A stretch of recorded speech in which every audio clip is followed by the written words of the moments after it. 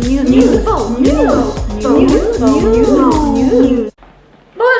mes amis, ça va?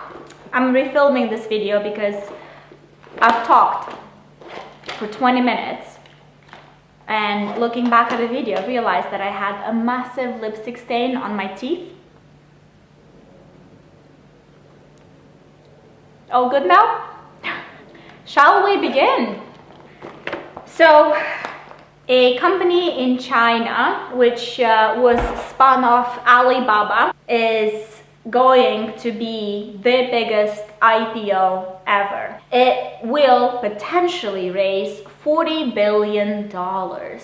This IPO is going to be bigger than Saudi Aramco's IPO, which last time was the record IPO. Investors were willing to give more money to the company than they were planning to raise.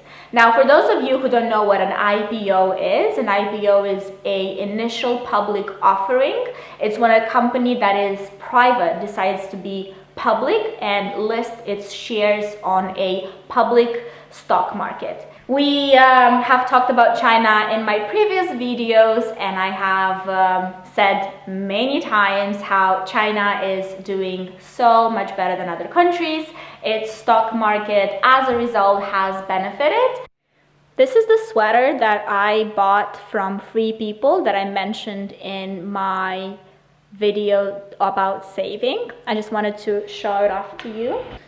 I love it because it goes up until my waist. It has really, really nice sleeves, kind of baggy. It has a very good opening at the neck, so it shows your neck.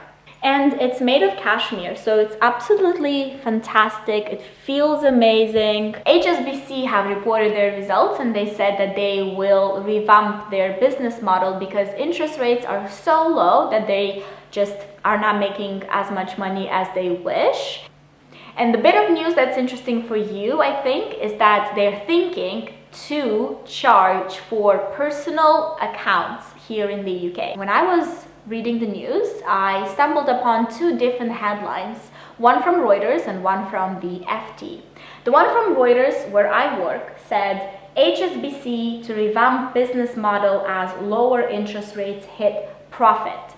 Then the headline in the FT said HSBC considers paying 2020 dividend as profits beat estimate. And I went, what? Two different headlines, what's going on?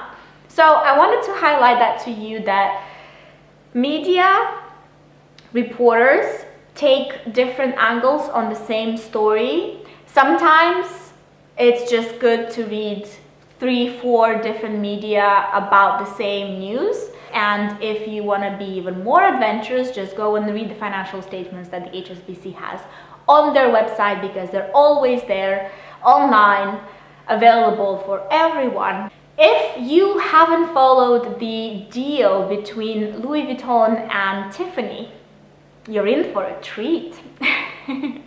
So Louis Vuitton this year announced that they were buying Tiffany in a 16 billion mergers and acquisitions deal, M&A deal. That was supposed to be and is the biggest M&A deal in the luxury sector ever. And there's been a lot of drama since then because Bernard Arnault, who owns Louis Vuitton and is the richest man in France, wanted to get a discount on the deal.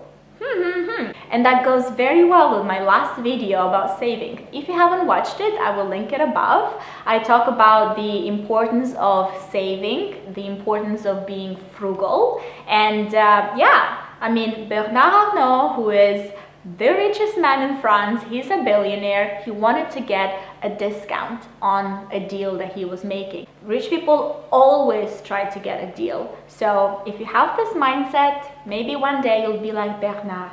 Maybe not. He managed to knock off 400 million out of those $16 billion deal that he was making. And the reason why he wanted to do that, according to people that were involved in the deal and people who know him, was because he wasn't very happy with the fact that Tiffany has promised dividends to their shareholders in the following quarters. He apparently pulled some strings so that he would have a reason for the deal not to happen anymore, and that's how he got Tiffany back to the negotiating table. This week we've also seen earnings from Amazon, Alphabet, and all these big tech companies that are ruining the world. I'm joking. It doesn't take a genius to realize why.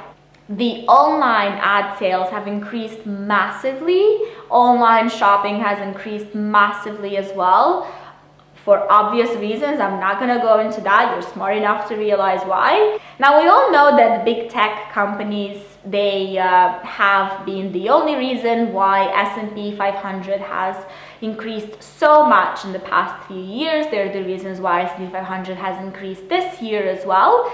There's a lot of talk around whether these valuations that the tech companies have are actually mirroring the success of these companies, or is this just excitement that people have? And there's been a lot of reports on that, on how a lot of retail investors have gone into buying stocks, and that's also why the reason why the S&P 500 and these stocks have increased so much. You know, these valuations could be true, they could be true. And if you think what's going on right now, profits are increasing, the only companies to benefit right now in the pandemic are they, maybe the valuations are right, who knows? Or it could be a bubble. Thank you so much for watching. This is it from me. I will see you in another video next week. Don't miss that. You know how to not miss that? You have to click the notifications button. That's the alert next to the subscribe button. I'm off.